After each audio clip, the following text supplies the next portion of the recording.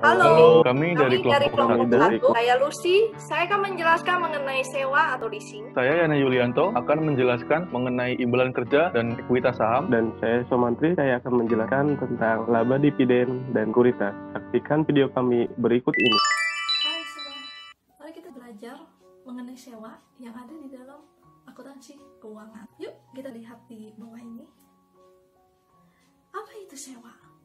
Sewa dalam bahasa Inggris disebut sebagai lease atau lebih dikenal dengan nama leasing.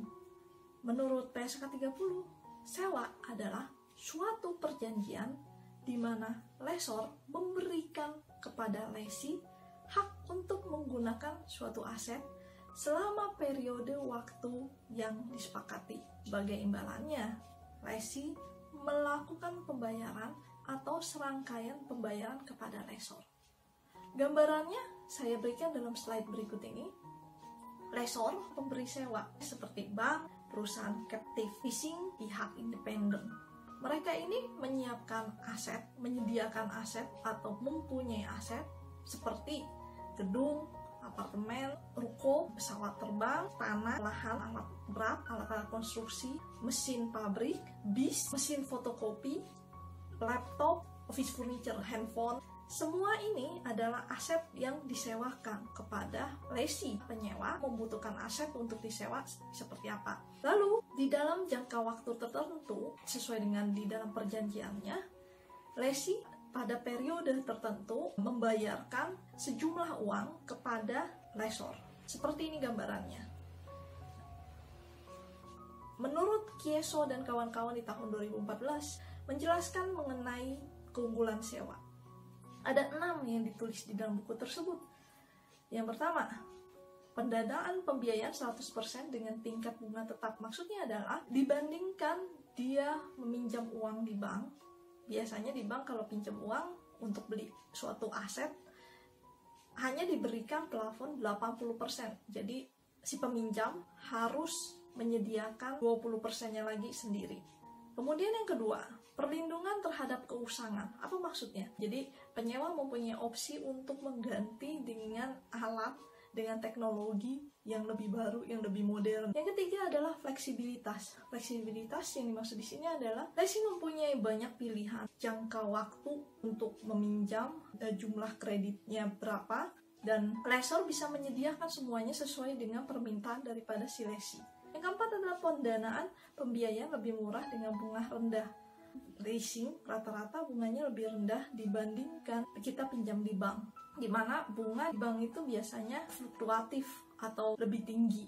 Yang kelima adalah keuntungan dalam perpajakan. Jika sewa ini merupakan sewa pembiayaan, maka lessor tidak akan terkena PPh 23, yaitu pajak atas jasa, kecuali sewa ini bentuknya adalah sewa operasi. Nanti akan dijelaskan apa maksudnya sewa operasi dan sewa pembiayaan. Yang keenam adalah pembiayaan off balance sheet. Ini dapat terjadi hanya pada sewa operasi. Kalau sewa pembiayaan tidak bisa dalam bentuk off balance sheet. Karena yang dimaksud dengan pembiayaan off balance sheet adalah penyewa menyewa barang, tetapi barang tersebut tidak dituliskan di dalam liabilitas sebagai hutang dan asetnya juga tidak dituliskan. Tidak kelihatan di dalam neracanya. Itu yang dimaksud dengan off balance sheet. Lalu klasifikasi sewa ada 2, yaitu sewa operasi dan sewa pembiayaan. Sewa operasi atau disebut juga operating lease, dan sewa pembiayaan disebut juga finance lease atau capital lease. Mari kita bersama-sama melihat apa perbedaan antara sewa operasi dan sewa pembiayaan. Kita lihat dulu dari sewa operasi. Sewa operasi adalah sewa jangka pendek di bawah 1 tahun. Lalu sewa pembiayaan tentu saja kebalikannya, yaitu sewa jangka panjang. Kita dapat melihat di sini bahwa jika aset dimiliki oleh pihak yang menyewakan, yaitu lessor, dan jika tidak terjadi transfer ownership, ya namanya asetnya masih miliknya si pemberi sewa, maka ini merupakan sewa operasi. Pemeliharaan alat biasanya oleh yang menyewakan, jadi ditanggung biaya maintenance-nya oleh si pemberi sewa atau lessor. Ini merupakan juga sewa operasi. Nah, jika ada transfer resiko, artinya kalau ada yang rusak atau ada yang seluruh manfaatnya artinya beralih kepada lesi, maka ini akan dimasukkan sebagai sewa pembiayaan. Dalam penyajian dalam laporan keuangan atau pengakuannya juga terlihat sekali bahwa di dalam sewa operasi di sini diakui dan disajikan sebagai beban sewa dalam laporan laba rugi komprehensif. Jadi dilaporkannya sebagai beban sewa. Tidak ada pencatatan aset, utang, dan beban depresiasi. Ini yang dimaksud tadi off balance sheet. Di sewa pembiayaan ada pencatatan aset amortisasi oleh lesi. Jadi si lesi harus mencatat kalau dia punya aset tersebut dan mencatat amortisasi atau penyusutannya si aset tersebut. Otomatis karena ada aset, maka akan ada utang yang harus dicatat juga dan harus menanggung beban bunga atas kontrak pembayaran jangka panjang tersebut. Pada lessor sendiri, karena aset sudah diakui oleh lesi, maka lessor otomatis tidak mengakui asetnya dikeluarkan. Bagi lessor, merupakan piutang dan pendapatan bunga akan diakui oleh lessor. Nah, sekarang mari kita lihat bagaimana kriteria atau indikator sewa pembiayaan supaya kita tahu yang mana sewa pembiayaan dan yang mana adalah sewa operasi. Intinya adalah yang saya beri warna kuning ini. Yang pertama adalah mengalihkan kepemilikan aset, yang kedua memiliki opsi untuk membeli aset. 3. Masa sewa sebagian besar umur ekonomisnya menjadi hak milik yang tidak dapat dialihkan. Pada awal sewa, nilai saat ini pembayaran sewa minimum mendekati nilai wajar aset sewaan. Yang kelima adalah aset sewaan bersifat khusus, artinya hanya si lesi ini yang si peminjam ini yang bisa menggunakan, orang lain tidak bisa menggunakan, atau ada syarat tertentu yang dikhususkan oleh si lesi untuk mendapatkan barang ini, sehingga jika diberikan pada orang lain pun orang lain tidak cocok. Jika tidak ada salah satu pun yang dari 5 ini tercantumkan tadi, maka ini merupakan sewa operasi. Untuk mempermudah, mari kita sama-sama lihat dalam pertanyaan. Yang pertama, apakah pemilikan aset akan berpindah pada akhir masa sewa? Jika ya, udah pasti sewa pembiayaan. Jika tidak, bukan berarti langsung merupakan sewa operasi. Ntar dulu, masih ada pertanyaan berikutnya, yaitu apakah ada opsi untuk membeli aset dengan harga cukup rendah dibandingkan nilai wajar? Jika ya udah langsung sewa pembiayaan. Jika tidak, ada pertanyaan berikutnya. Nah, kesemua pertanyaan ini boleh dibaca satu-satu karena saya harus menghemat waktu juga ya. Apakah aset sewa bersifat khusus, jumlah pembayaran sewa minimum secara substansial mendekati nilai wajar, apakah kerugian lessor akan ditanggung oleh lesi, wajar residu akan dibebankan kepada lesi, dan jika sampai yang pada dari atas yang berwarna biru ini, jawabannya adalah tidak, dan kemudian yang terakhir ini dijawab ya, maka ini merupakan sewa pembiayaan. Sekalipun hanya salah satu dari yang ada di pertanyaan ini, maka merupakan sewa pembiayaan. Tidak harus semua, satu saja cukup. Ini menurut PSAK 30 yang direvisi tahun 2011. Mengapa saya selalu mengingatkan PSAK 30? Karena saat video ini direkam, hari ini adalah tanggal 3 Juli 2020, maka peraturan yang terbaru saat ini adalah PSAK 73. Karena sebelum kita membahas tentang PSAK 73, kita harus tahu dulu apa yang digantikan ini. Jadi kita harus mengerti dulu mengenai PSAK 30. Saya akan hanya mengutip sedikit saja mengenai PSAK 73. PSAK 73 yang mulai efektif 1 Januari 2020 mengadopsi IFRS 16 tentang lease, kemudian menggantikan ISAK 8, penentuan apakah suatu perjanjian mengandung suatu sewa, ISAK 23, sewa operasi insentif, ISAK 24, evaluasi substansi beberapa transaksi yang melibatkan suatu bentuk legal sewa, dan ISAK 25, hak atas tanah. PSAK 73 ini sebenarnya mengubah secara mendasar akuntansi untuk penyewa atau lesi. Mengapa harus diubah? Ini ada keterangan, yaitu perusahaan yang go public di seluruh dunia diperkirakan memiliki lebih dari 85% dari komitmen sewa tidak dicatat di neraca atau posisi keuangan. Ini akan membuat investor dan pihak lain menjadi sulit. Sulit untuk apa? Itu satu, sulit mendapatkan gambaran akurat mengenai aset dan liabilitas sewa perusahaan. Yang kedua, jadi nggak bisa membedakan antara dia sewa atau dia beli. Dan yang ketiga adalah jumlah kewajiban off balance sheet tidak tercatat dalam neraca, nggak ketahuan itu utangnya itu berapa banyak, rasio leverage-nya nggak kelihatan. Itu akan sangat merugikan bagi investor yang ingin membeli sahamnya. Pokok pengaturan PS 173 tentang sewa, yang pertama adalah penyewa disyaratkan untuk mengakui aset hak guna, right of use aset, dan liabilitas sewa. Jadi aset sama utangnya harus dicatat, harus kelihatan, kecuali pengecualian sewa jangka pendek, artinya kurang dari 12 bulan dan tidak mengandung opsi beli. Kalau dia kurang dari 12 bulan tapi di dalam surat perjanjiannya ada opsi beli, maka dia adalah sewa pembiayaan. Kemudian yang kedua adalah sewa aset pendasarnya underlyingnya bernilai rendah. Jadi aset pendasarnya tidak memiliki ketergantungan interrelasi dengan aset lain. Contohnya laptop, handphone, office furniture.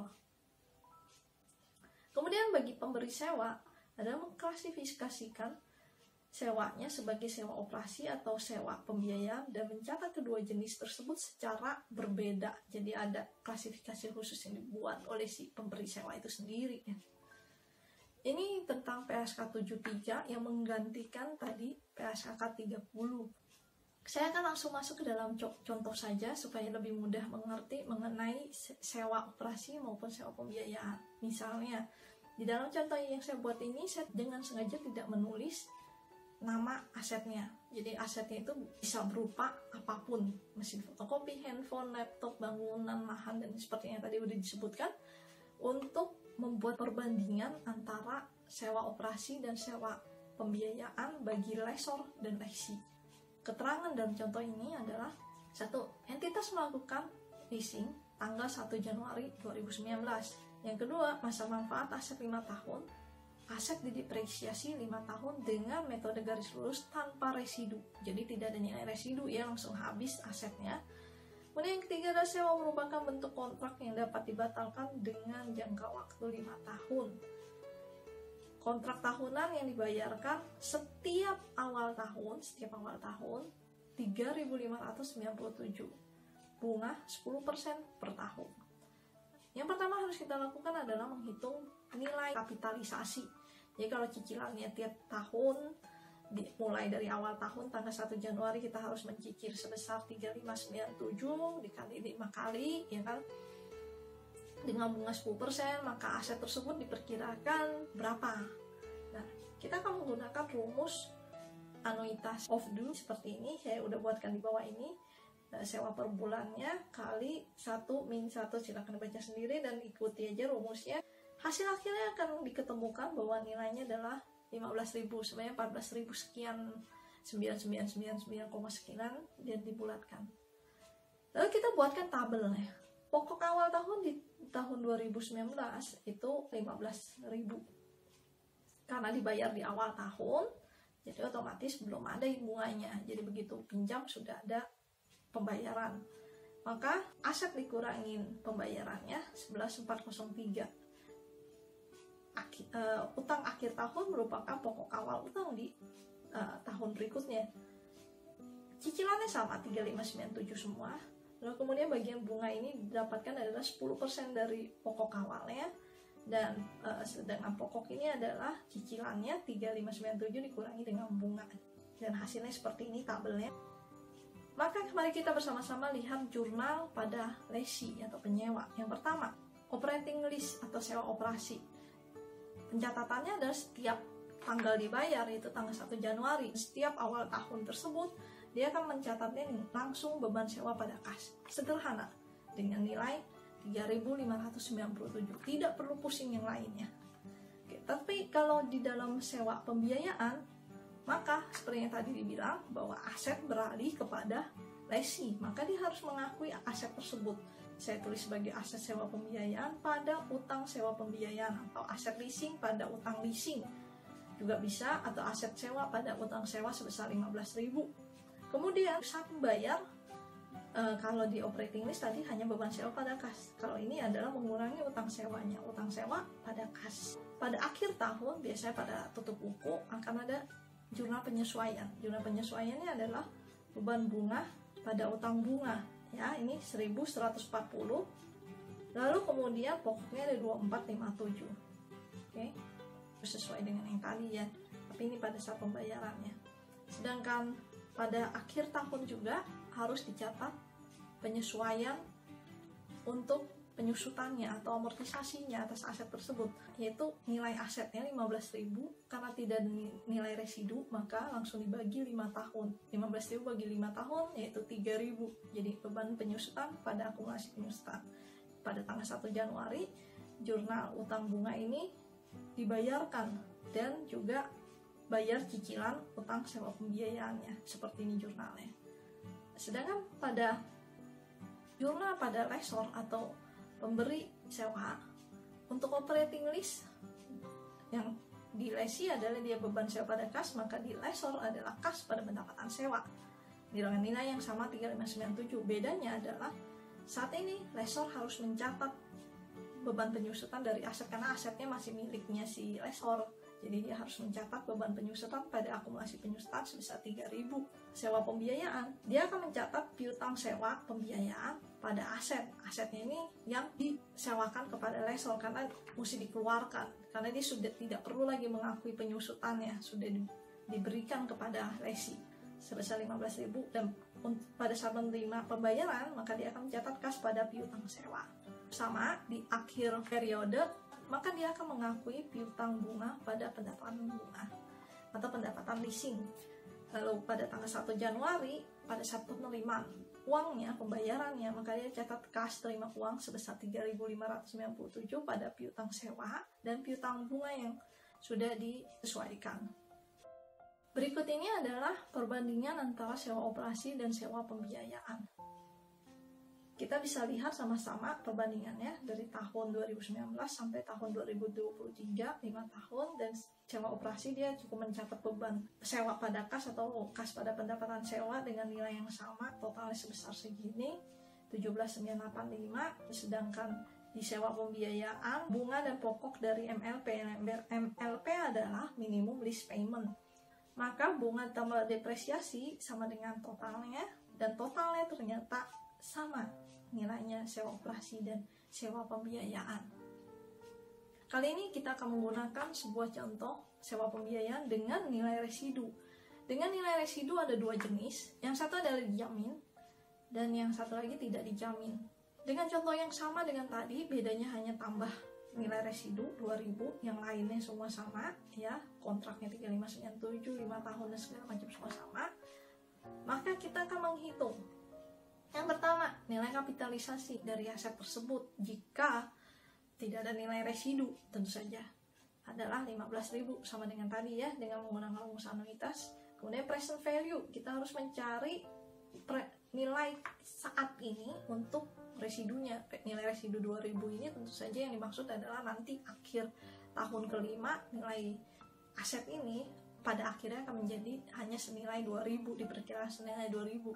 Maka kita harus menarik mundur saat ini nilai 2.000-nya itu berapa. Kita akan menggunakan rumus present value. Hasil akhirnya adalah 1.242. Setelah dibulatkan ya, ini angka yang tidak bulatnya. Nilai kini dengan dikurangi nilai residu kini hasilnya 13.758 adalah secara total yang harus dibayarkan. Lalu cicilannya selama 5 tahun tuh berapa yang harus dibayarkan. Maka kita akan menggunakan rumus yang tadi, nilai kapitalisasi di atas. Hanya saja kita akan membalikan, kalau tadi nilai kapitalisasinya tidak diketahui, sekarang sudah diketahui. Yang sedangkan kita mau cari adalah sewa per bulannya. Maka setelah dihitungkan dengan rumusnya, sewa per bulan menjadi 3299. Silakan dihitung sendiri dengan kalkulatornya. Kita akan melihat bahwa di sini ada sebuah catatan khusus, yaitu 1. Nilai residu yang dijamin oleh lesi merupakan tambahan pembayaran yang bersedia dibayar oleh lesi di akhir masa sewa. Jadi yang dimaksud dengan dijamin adalah lesi bersedia bayar setelah akhir masa kontraknya berakhir. Kita akan lihat tabel perhitungan nilai residu yang dijamin terlebih dahulu. Nah, di sini kita akan melihat cicilannya adalah 3299 sesuai perhitungannya tadi ya. Karena dijamin, maka kita akan menggunakan angka 15.000 karena seluruhnya akan ditanggung oleh lesi. Perhitungan sama seperti ini. Pada tabel ini yang saya tulis dengan tahun aja, maksudnya adalah tanggal 1 Januari ya. Karena ini kan pembayarannya semuanya per tanggal 1 Januari. Lalu kemudian di akhir tahun 31 Desember 2023, maka dibuatkan ayat penyesuaian untuk pembayaran bunga atas nilai residunya. Bunganya 180, kemudian ini 2000 jadinya. Total bunga plus pokoknya. Jadi nilai perolehannya 15.000 dikurangi dengan 2.000 dibagi 5 tahun, maka nilai penyusutannya 2.600. Sedangkan untuk nilai residu tidak dijamin, karena tidak dijamin maka digunakan pokok awal utangnya adalah yang nilainya setelah dikurangi oleh nilai residu present value. Maka nilainya 13.758 dengan cicilan yang sama 3.299 dengan perhitungan yang sama, dan yang terakhir adalah dia hanya sampai awal tahun 2023 karena residunya tidak dijamin oleh lesi. Maka perhitungan biaya penyusutan per tahunnya adalah nilai aset setelah dikurangi residu dibagi dengan 5 tahun. Nilai perolehan ini adalah nilai perolehan aset yang dikurangi residu yang tidak dijamin. Jurnal bagi lesi. Sewa pembiayaan nilai residu dijamin. Jurnal sebenarnya tidak jauh berbeda dengan tidak ada nilai residu ya. Bedanya hanya angkanya menyesuaikan dengan angka tabel yang tadi dibuat. Jadi aset sewa pada utang sewa 15.000, utang sewa pada kas 3.299, tanggal 31 Desember ada penyesuaian, untuk beban bunga dan utang bunga sesuai dengan angka di tabel, beban penyusutannya 2.600 ya seperti yang tadi dihitung, 15.000 kurang 2.000 dibagi 5. Utang sewa, utang bunga pada kas. Ini untuk yang dijamin. Yang tidak dijamin, jurnalnya sama persis, hanya angkanya saja yang berbeda. Jadi disesuaikan dengan angka yang sudah dibuatkan di dalam tabel. Sedangkan jurnal pada lesor, ada catatan penting. Bagi lesor, baik nilai residu dijamin ataupun tidak dijamin, pembayaran sewanya selalu sama. Karena jika nilai residu dijamin, lesor akan menerima kas dari lesi. Dan kalau misalnya nilai residu tidak dijamin, maka lesor memiliki peluang untuk menjual aset kepada pihak lain. Maka tidak ada bedanya antara dijamin atau tidak dijamin. Toh barang tersebut, kalau si lesi nggak mau, maka pihak lain pasti mau. Anggapannya seperti itu. Maka lesor akan menganggap bahwa tidak perlu ada pembedaan antara dijamin atau tidak dijamin di dalam pembukuannya. Maka pembukuannya sama persis dengan yang ada di tabel lesi nilai residu yang dijamin. Jadi dianggapnya dijamin, baik tidak dijamin atau dijamin dianggapnya sebagai dijamin. Karena kalau tidak dijamin maka dia bisa jualkan orang lain, dianggapnya dijamin oleh orang lain. Penyajian dan pengungkapan untuk sewa operasi, maka bagi lesi akan ada beban sewa. Bagi lesor ada pendapatan sewa dan beban penyusutannya. Lalu di dalam laporan posisi keuangan di neracanya, lesi tidak ada perubahan apapun, off balance sheet. Lalu lesor asetnya tetap ada karena tidak pindah tangan. Kemudian ada pencatatan akumulasi penyusutan. Sewa pembiayaan seperti apa?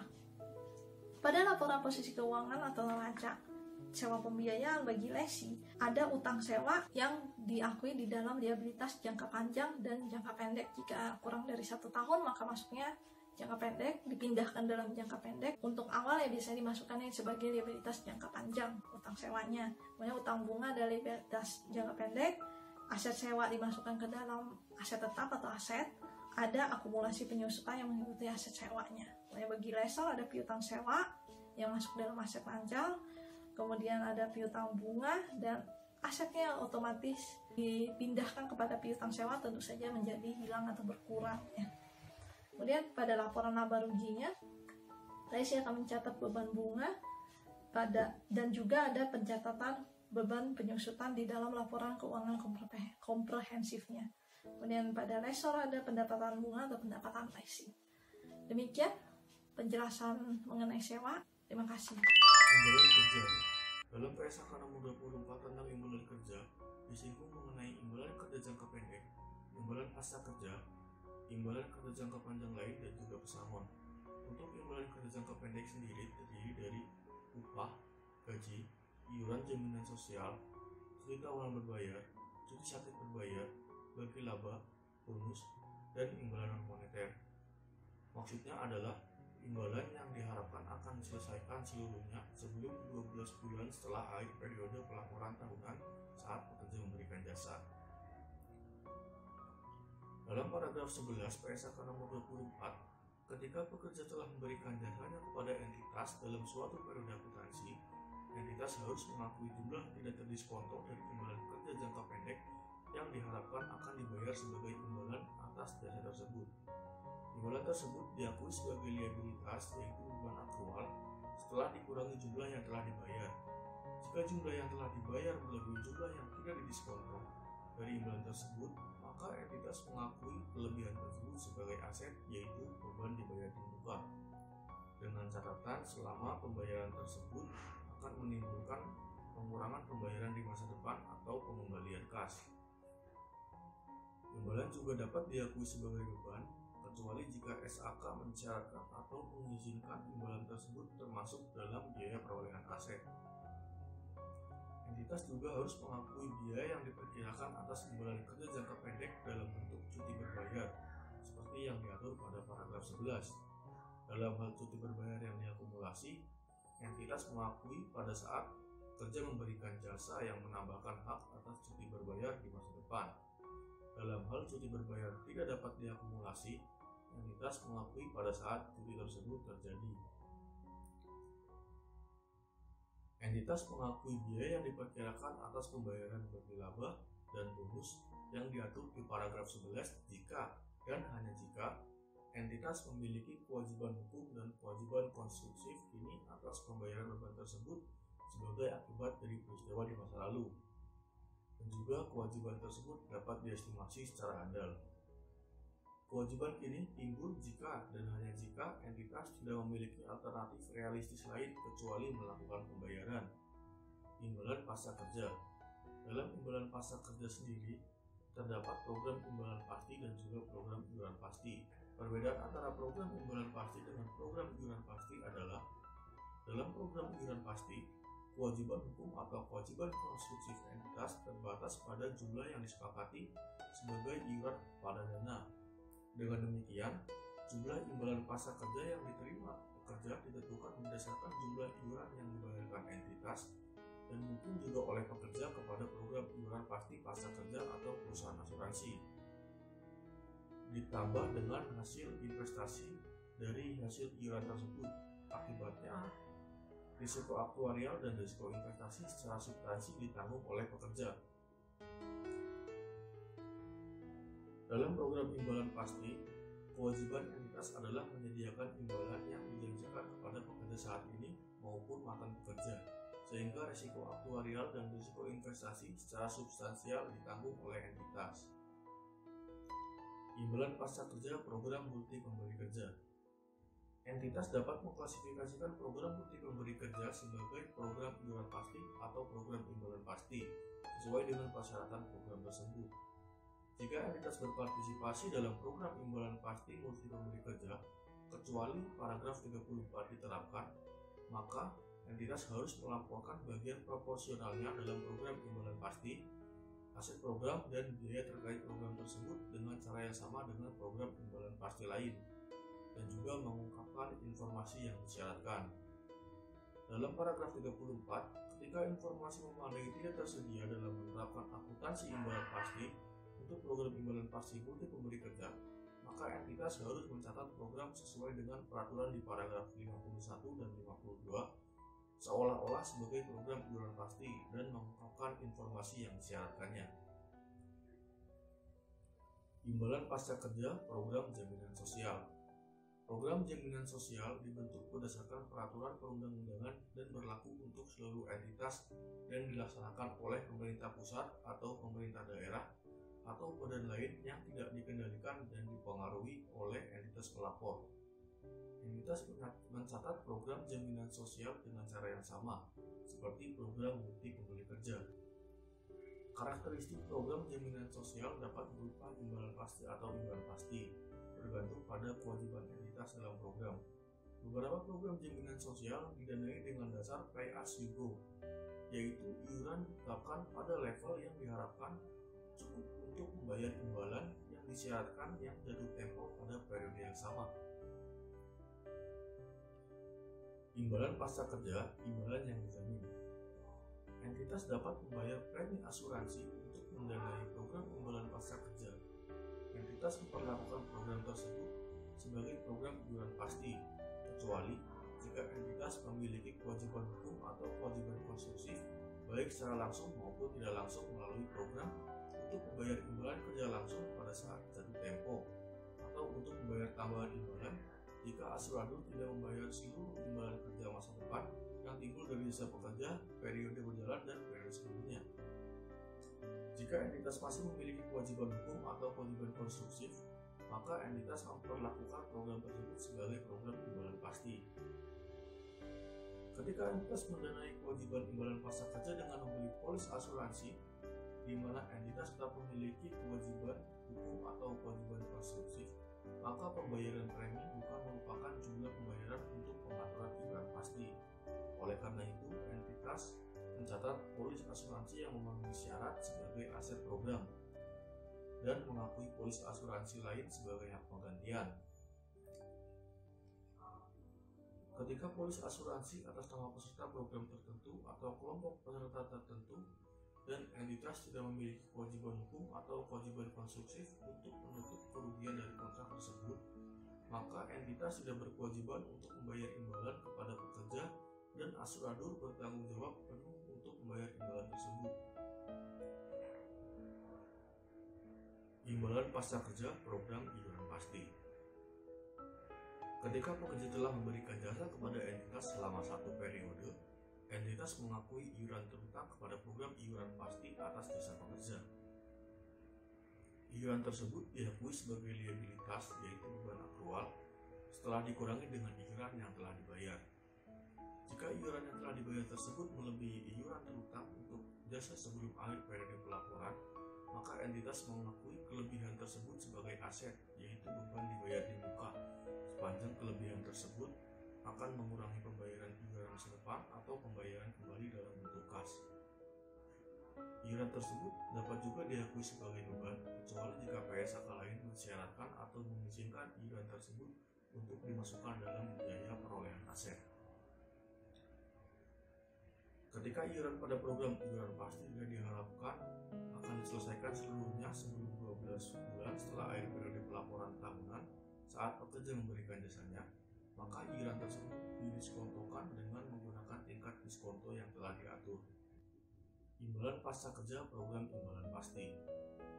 Akuntansi oleh entitas untuk program imbalan pasti meliputi tahap berikut. Yang pertama, menentukan defisit atau surplus. Hal ini termasuk menggunakan teknik aktuarial dan metode projected unit credit untuk membuat estimasi andal atas biaya akhir entitas dari imbalan yang menjadi hak pekerja sebagai pengganti jasa mereka pada periode berjalan dan periode sebelumnya. Yang kedua, menentukan jumlah liabilitas atau aset imbalan pasti neto sebagai jumlah defisit atau surplus yang ditentukan sebelumnya. Yang ketiga, menentukan jumlah yang diakui dalam laba rugi, yaitu biaya jasa kini, setiap biaya jasa lalu, dan keuntungan atau kerugian atas penyelesaiannya, dan juga bunga neto atas liabilitas atau aset imbalan pasti neto. Yang keempat, menentukan pengukuran kembali atas liabilitas atau aset imbalan pasti neto yang akan diakui sebagai penghasilan komprehensif lain. Imbalan kerja jangka panjang lain. Imbalan kerja jangka panjang lain mencakup akun berikut jika diharapkan akan diselesaikan seluruhnya dalam 12 bulan setelah akhir periode pelaporan tahunan saat pekerja memberikan jasa tersebut, yaitu cuti berbayar jangka panjang seperti cuti besar atau cuti sabatikal, penghargaan masa kerja atau jubil, atau imbalan jasa jangka panjang lainnya, imbalan cacat permanen, bagi laba, bonus, dan remunerasi tangguhan. Pengukuran imbalan kerja jangka panjang lain biasanya tidak bergantung pada tingkat ketidakpastian yang sama seperti halnya pengukuran imbalan pasca kerja.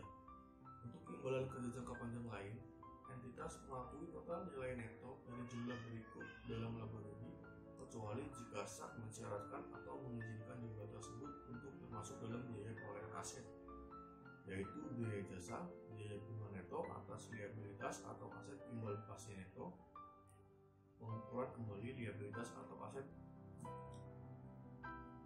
pesangon.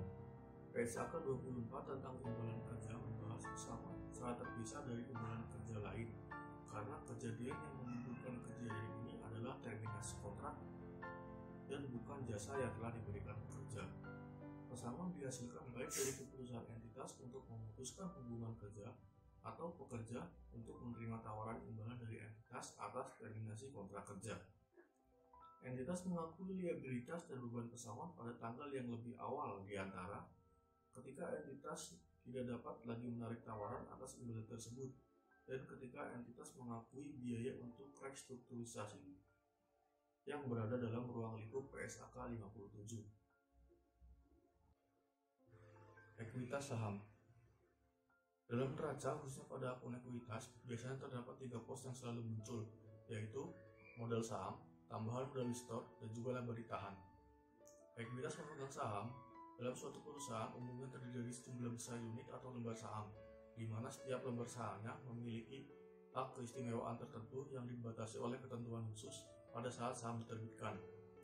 Apabila tidak ada ketentuan khusus yang membatasinya, maka setiap pemegang saham memiliki hak-hak seperti membagi laba rugi secara proporsional, membagi aktiva perusahaan apabila terjadi likuidasi secara proporsional, ikut serta dalam manajemen dalam hal pemilihan direksi secara proporsional, dan ikut serta secara proporsional dalam setiap penerbitan saham baru dari kelompok yang sama yang biasanya disebut dengan right issue. Dalam penerbitan saham tentunya terdapat beberapa masalah-masalah akuntansi.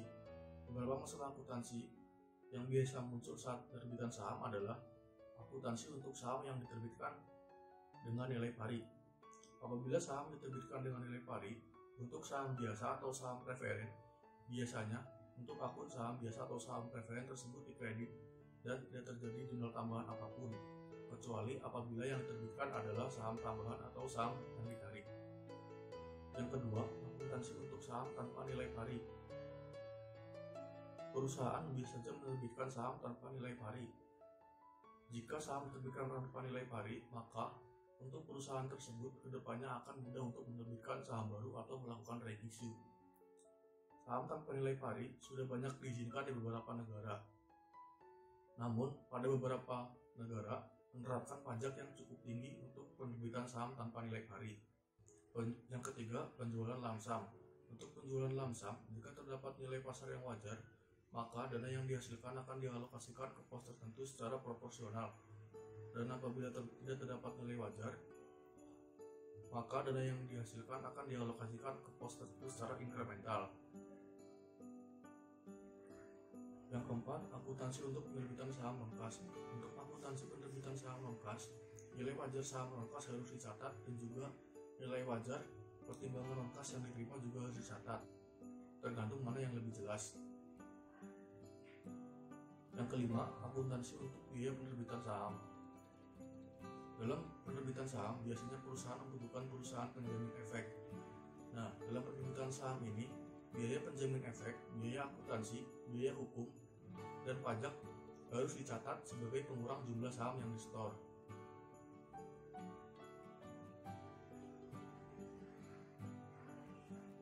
Dalam menerbitkan saham, tentunya perusahaan memiliki opsi untuk melakukan reakuisisi atau pembelian kembali.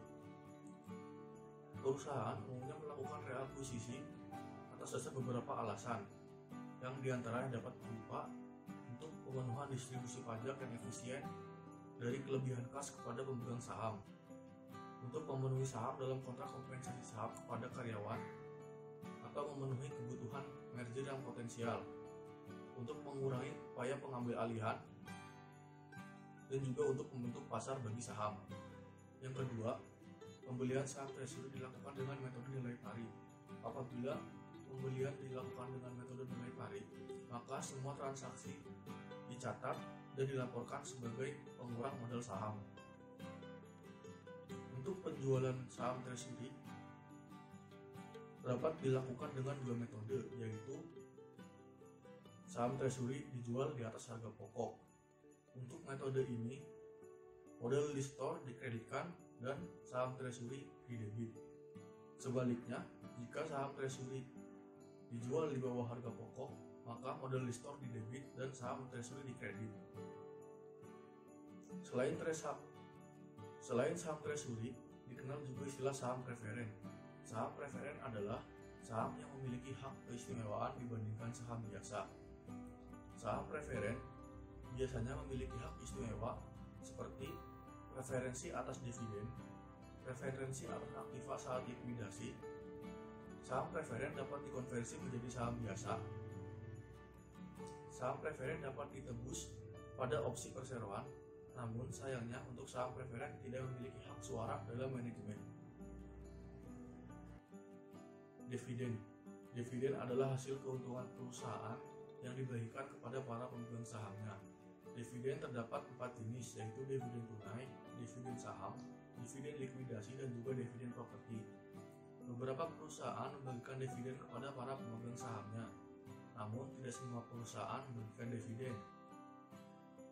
Alasan perusahaan tidak membagikan dividen.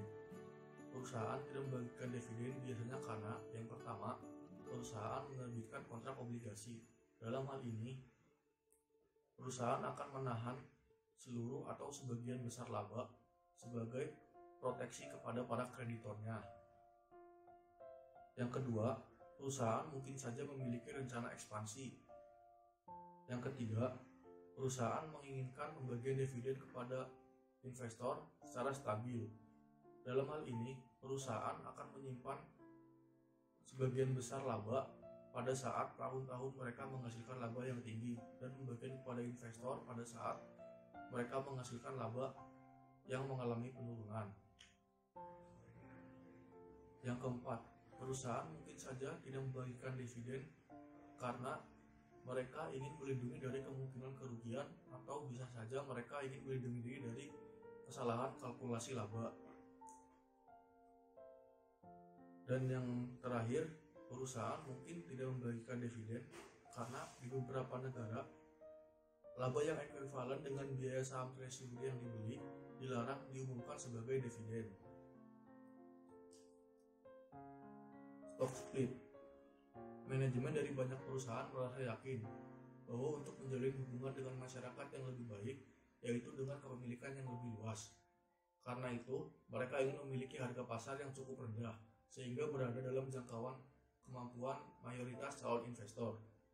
Dari sudut pandang akuntansi, tidak ada ayat jurnal untuk mencatat pemecahan saham, namun sebuah catatan memorandum dibuat untuk menunjukkan bahwa nilai pari suatu saham telah berubah dan jumlah saham yang beredar telah bertambah.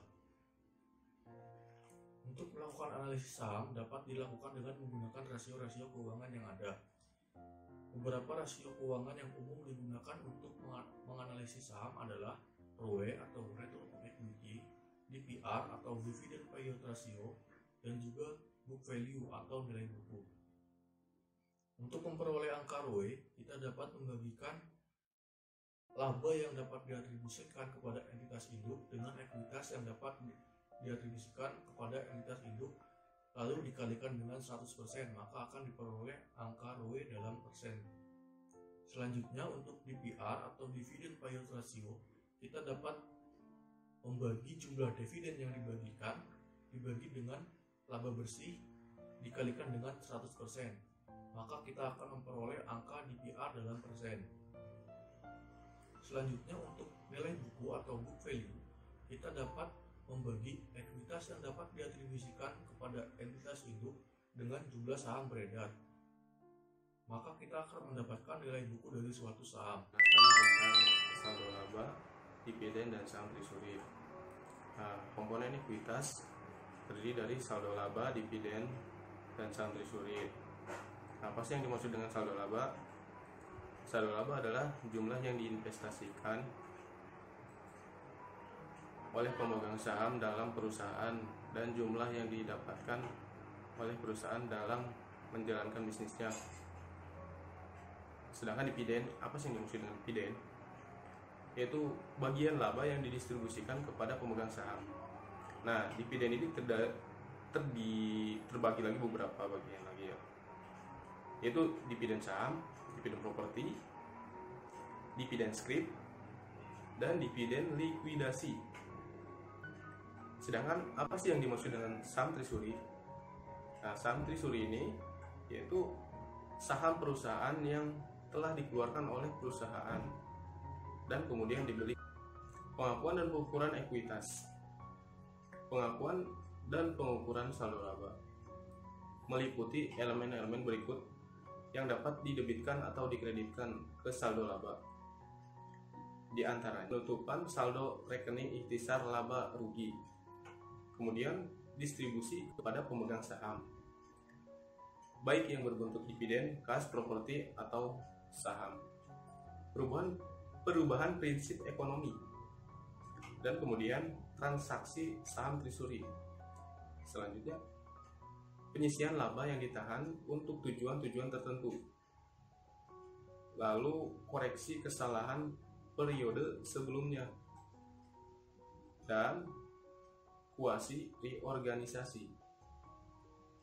Pengakuan dan pengukuran dividen terdiri dari dividen kas, dividen saham, dividen properti, dan dividen scrip.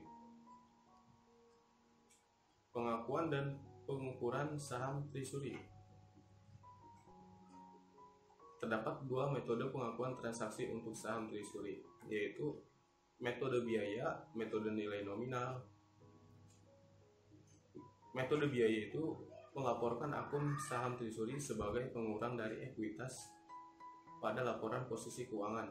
Sedangkan metode nilai nominal, pembelian kembali saham yang beredar dipandang sebagai perhentian peredaran sebagian saham. Selanjutnya, di sini ada contoh. PT Newbie pada 1 Mei 2015 memutuskan untuk membagikan dividen tunai sebesar Rp100 per lembar. Nah, pada 25 Mei 2015, dividen tersebut dibayarkan kepada para pemegang saham. Jumlah lembar saham PT Newbie yang diterbitkan adalah sebanyak 1.000 lembar. Untuk penyelesaiannya, tanggal pengumuman yaitu 1 Mei.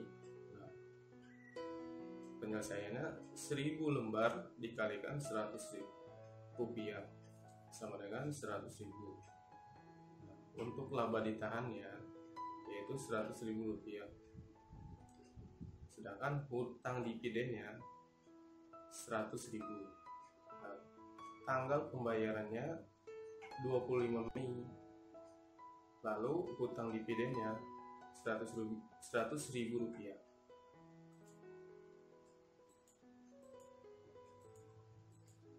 Untuk selanjutnya, sekuritas dilutif dan laba bersaham.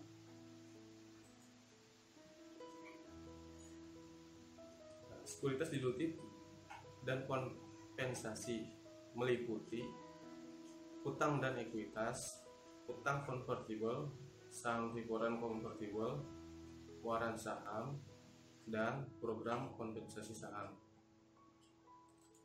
Selanjutnya ini ada contoh lagi ya. Modal sederhana dan struktur modal kompleks. Untuk contoh soalnya, untuk mengilustrasikannya, asumsikan bahwa perusahaan Anda menerbitkan obligasi konvertibel senilai 1 juta yang memiliki premi 6.000 yang dapat ditukarkan dengan 100 lembar saham biasa pada nilai pari 1.000. Ketika saat penukaran, premi obligasi yang belum dibayarkan 5.000, maka ayat jurnal untuk penukaran tersebut adalah sebagai berikut. Hutang obligasi sebesar 1 juta, premi atas hutang 5.000. Nah, sedangkan saham biasanya itu 100.000 dan agio sahamnya 905.000. Ini pengertian laba per lembar saham. Earning per share atau laba per lembar saham yaitu suatu analisis yang penting di dalam laporan keuangan perusahaan. Earning per share memberikan informasi kepada para pihak luar eksternal seberapa jauh kemampuan perusahaan menghasilkan laba untuk tiap lembar yang beredar. Pada umumnya, dalam menanamkan modalnya, investor mengharapkan manfaat yang akan dihasilkan dalam bentuk laba per lembar saham.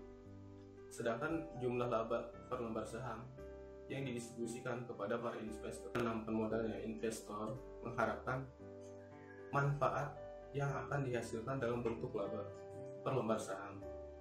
Sedangkan jumlah laba per lembar saham yang didistribusikan kepada para investor tergantung pada kebijakan perusahaan dalam hal pembayaran dividen. Penilaian laba per lembar saham. Ada dua laporan keuangan yang utama, yaitu neraca dan laporan laba rugi. Neraca menunjukkan posisi kekayaan, kewajiban finansial, dan modal sendiri pada waktu tertentu. Laporan laba rugi menunjukkan berapa penjualan yang diperoleh, berapa biaya yang ditanggung, dan berapa laba yang diperoleh perusahaan pada periode waktu tertentu, biasanya selama 1 tahun. Jika sebuah perusahaan hanya memiliki saham biasa yang beredar, maka laba per lembar saham ditentukan dengan membagi laba bersih dengan jumlah saham biasa yang beredar.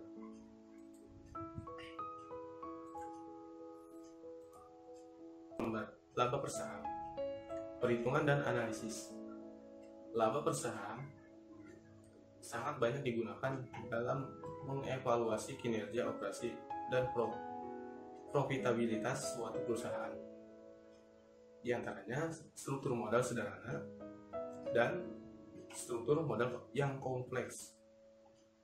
Struktur modal sederhana hanya terdiri atas saham biasa dan efek yang tidak dapat dikonversi dan tidak memiliki efek dilusi yang potensial. Nah, sedangkan struktur modal yang kompleks, perusahaan dianggap memiliki struktur modal yang kompleks jika perusahaan memiliki efek berpotensi dilusi seperti efek yang dapat dikonversi, opsi dan waran,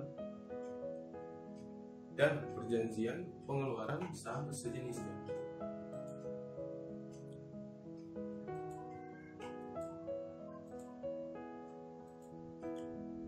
Ada contoh soal lagi, perhitungan dasar. Pada tanggal 1 Januari 1921, PT Hisam mempunyai saham beredar sebesar 10.000 lembar saham biasa dan 2.000 lembar saham prioritas kumulatif. Tidak partisipatif 10%, nominal Rp100. Setiap tahun dibayarkan dividen saham prioritas. Pada tanggal 1 Juli 1921 dijual 1.500 lembar saham biasa. Dan pada 1 Oktober 1921 dibeli sebagai saham treasury 1.000 lembar saham biasa. Laba tahun 1921 adalah Rp125.000. Earning per share-nya 125.000 dikurangi 20.000. Jadi IPS-nya itu 10 rupiah. Untuk perhitungannya 100 rupiah dikali 2000 lembar dikali 10%, yaitu 20.000 rupiah. Pada 1 Januari sampai 30 Juni sama dengan 10.000 dikali 6 dibagi 12 sama dengan 5.000. Nah, untuk 1 Juli sampai 30 September yaitu 11.500 dikalikan 3 dibagi 12 yaitu 2.000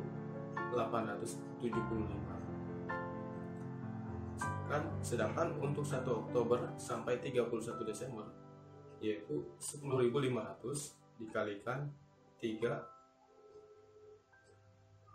dibagi 12 sama dengan 2.625. Jadi rata-rata saham beredar 10.500 per